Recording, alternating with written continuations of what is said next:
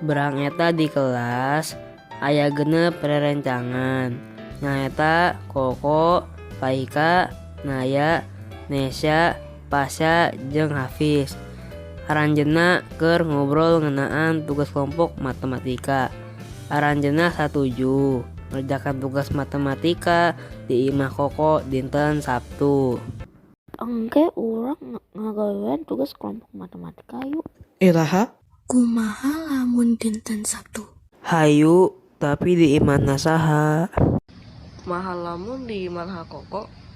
Ayo mun kitu isukan urang tepang di imahna Koko tabuh 98 enjing. Dina dinten Sabtu enjing, Koko geus siap-siap nungguan babaturanana nu rek datang ka imah. Koko oge geus nyiapkeun cemilan keur Faika, Naya, Nesya, Pasha, jeung Hafiz. Ngan ukur si Pasha anu teu datang mah sabab manehna kalah sare tibra. Naker jeung poho kana janjina. Pasha ka mananya? Terus hampir jam 11 ieu manehna can dateng keneh geningan. Maren manena pohon lamun ayeuna arek ngerjakeun tugas kelompok matematika barengan. Sareng parangsa manehna lamun urang teh arek ngawakeun tugas. Apa ulang kai mana wainya melen manena ke ngadagoan ulang-ulang. Meren oge manehna aya urusan, tapi poe mere nyaho ka urang-urang. Urang dagoan weh lah sabari ngarengsekeun tugas. Aranjeunna limaan tuluy ngagawekeun tugas kelompok matematika babarengan. Bari ngadaguan kedatangan si Pasha. Saanggeus jam tangan si Hafiz nunjukkeun jam 12, katembong aya budak lalaki nu mirip Pasha lempang hareupeun imah si Koko. Tuh kan bener si Pasha karek ka dieu. Tapi kunaon manehna teu mawa buku wata-watas. Ka dieu asup.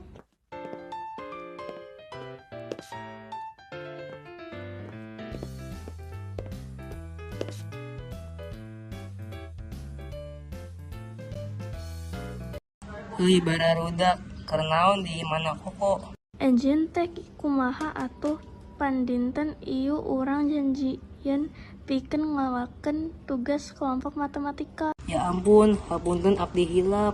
Abdi teh sare menit tibra. Itu atuh lamun geus janji teh kudu ditepatan. Nya, hapunten atuh. Ya geus lamun kitu urang maafkeun salajengna ulah diulangnya. Utungna Pasha milu ngagawean tugas kelompok matematika di imahna Koko.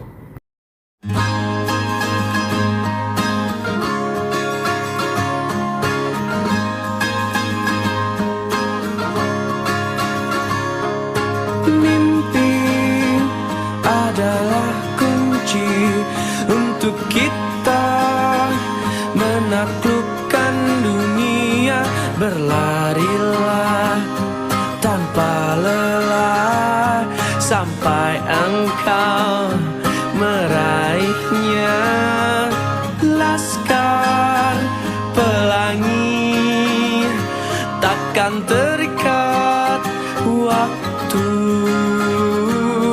Bebaskan mimpimu di angkasa, warnai bintang di